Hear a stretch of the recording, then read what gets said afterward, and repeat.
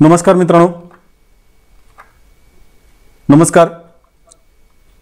magdumsir Marathi या YouTube चॅनलमध्ये आपले सहर्ष स्वागत आहे. मित्रांनो, आज आपण या व्हिडिओच्या माध्यमातून पॉवर पॉइंट प्रेझेंटेशन्स म्हणजेच पीपीटी कशी बनवावी हे आपण या व्हिडिओच्या माध्यमातून मित्रांनो पाहणार आहोत. जर आपण यापूर्वी magdumsir मराठी हा माझा यूट्यूब चॅनल सबस्क्राइब केला नसेल तर जरूर सबस्क्राइब करा, जेणेकरून आपणास नवनवीन शैक्षणिक व्हिडिओ त्याचबरोबर नोटिफिकेशन मिळणे सोपे जाईल. त्यासाठी आपण माझा चॅनल सबस्क्राइब करा, बेल आयकॉन बटन दाबा. चला जाणून घेऊया आपण पीपीटी कशी बनवावी. मित्रांनो, पीपीटी प्रामुख्याने अनेक शैक्षणिक व्हिडिओ तयार करण्यासाठी किंवा कोणत्याही विषयाचं प्रेझेंटेशन तयार करण्यासाठी आपल्याला प्रथम पीपीटी तयार करावी लागते. म्हणजे पॉवर पॉइंट मध्ये आपल्याला पीपीटी तयार करावी लागते. तर ही पीपीटी कशा पद्धतीने आपण बनवू शकतो हे आपण या व्हिडिओच्या माध्यमातून मित्रांनो पाहणार आहोत. तर चला जाणून घेऊया आपण पॉवर पॉइंट प्रेझेंटेशन्स म्हणजेच पीपीटी.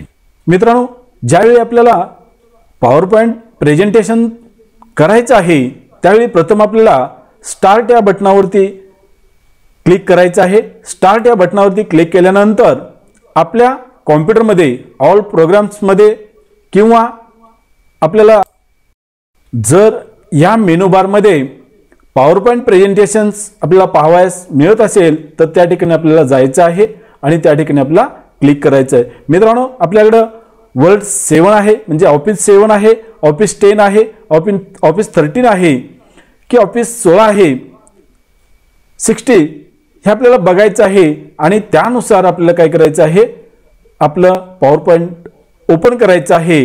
या ठिकाणी आपण पॉवर पॉइंट ओपन करतो आणि पॉवर पॉइंट ओपन केल्यानंतर आपल्याकडं प्रथम अशा पद्धतीची स्लाइड आपल्या डोळ्यासमोर दिसते, म्हणजे स्क्रीनवरती दिसते. स्क्रीनवर दिसलेली स्लाइड जर आपण यापूर्वी काही प्रेझेंटेशन तयार केलं असेल तर डाव्या साईडला पॉवर पॉइंटच्या खाली रिसेंट म्हणजेच पूर्वी केलेले प्रेझेंटेशन आपल्याला पाहावयास मिळतात. त्याची नावं या ठिकाणी आपल्याला मित्रांनो पाहावयास मिळतात. आपल्याला नवीन करायचं असेल तर ब्लँक प्रेझेंटेशन्स म्हणून इथं एक आपल्याला स्लाइड पाहावयास मिळते. मित्रांनो, याच्यावरती आपल्याला काय करायचं आहे, क्लिक करायचं आहे. याच्यावरती क्लिक केल्यानंतर आपल्या समोर एक पेज येतं. या पेजवरती सुरुवातीला क्लिक टू ॲड टायटल असं म्हटलेलं आहे. मित्रांनो, क्लिक टू ॲड टायटल म्हणजे तुम्ही ज्या विषयाचं प्रेझेंटेशन तयार करणार आहात त्या विषयाचं शीर्षक या ठिकाणी आपल्याला काय करायचं आहे, टाईप करायचं. मित्रांनो, उदाहरणार्थ मला या ठिकाणी magdumsir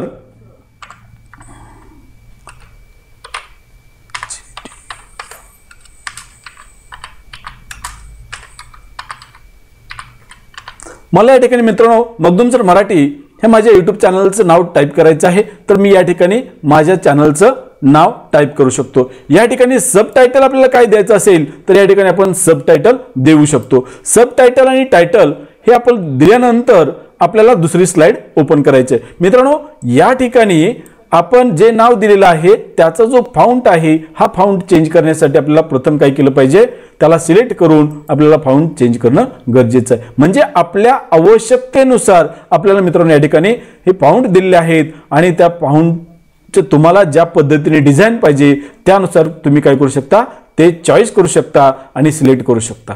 म्हणजे जशी गरज आहे, जशी तुम्हाला आवश्यकता भासेल त्या पद्धतीने तुम्ही काय करायचं मित्रांनो, फाउंट घ्यायचा आहे.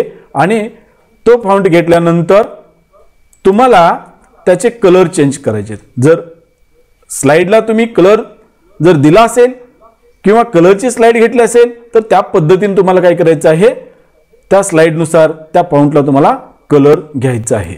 आता उदाहरणार्थ मित्रांनो, या ठिकाणी आपण ही सुरुवातीला ब्लँक स्लाइड आपल्याला व्हाईट स्लाइड दिसते, परंतु आपल्याला वेगळी स्लाइड पाहिजे तर या ठिकाणी आपण मित्रांनो डिझाईन मध्ये जायचं आहे. आणि डिझाईन मध्ये गेल्यानंतर विविध प्रकारचे आपल्याला या ठिकाणी स्लाइड्स पाहावयास मिळतात. मित्रांनो, तर तुम्हाला ज्या पद्धतीची स्लाइड हवी आहे त्या पद्धतीची तुम्ही या ठिकाणी स्लाइड मित्रांनो घेऊ शकता. त्या पद्धतीचे कलर्स आपल्याला या स्लाइड्स मध्ये आलेले पाहावयास मिळत आहेत.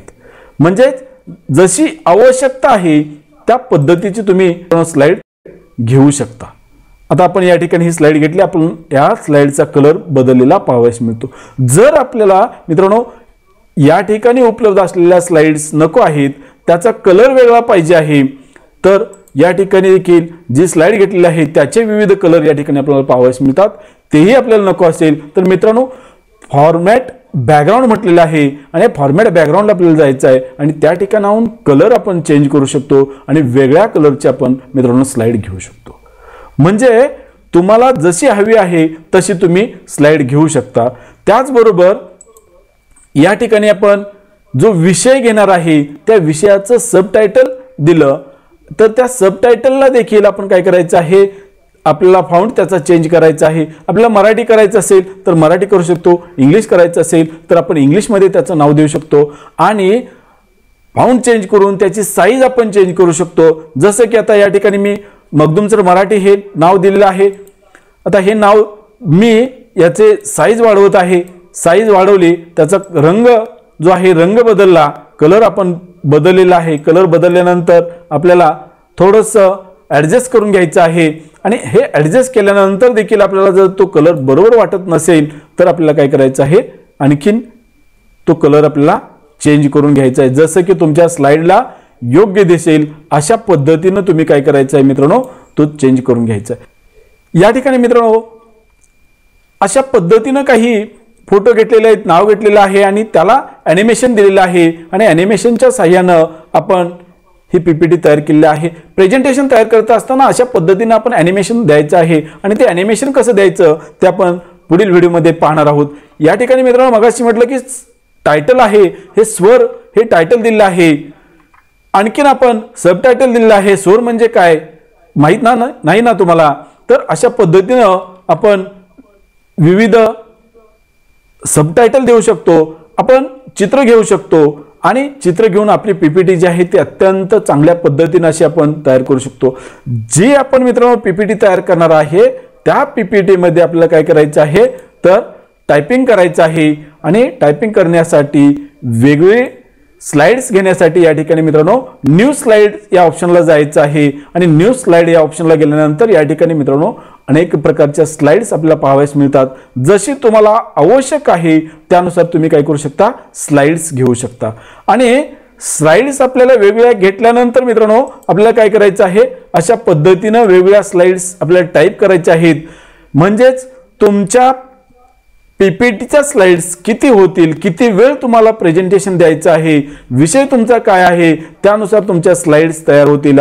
स्लाइड्स सर्वसाधारण मित्रांनो तयार करत असताना त्या स्लाइड्स मध्ये जे आपण अक्षर जे घेतलेले आहेत त्या अक्षराला म्हणजे त्या शब्दांना सर्वसाधारण 20 ते 30 पर्यंत किंवा 32 पर्यंत फाउंटची साईज देणं गरजेचं आहे, जेणेकरून बघणाऱ्याला ती व्यवस्थित दिसेल आणि त्याचबरोबर अक्षर जे आहेत ती देखील चांगल्या पद्धतीने आपल्याला त्याचा फाउंट्स निवडणं अत्यंत गरजेचं आहे मित्रांनो। अशा पद्धतीने आपण वेगवेगळ्या डिझाईनच्या माध्यमातून असे आपण स्लाइड तयार करू शकतो आणि आपले प्रेझेंटेशन खूप चांगल्या पद्धतीने आपण करू शकतो मित्रांनो। यानंतर स्लाइड्स तयार करत असताना स्लाइड्स मध्ये इन्सर्ट ऑप्शन आपण कसा घ्यायचा हे आपण पुढील व्हिडिओमध्ये जाणून घेणार आहोत मित्रांनो।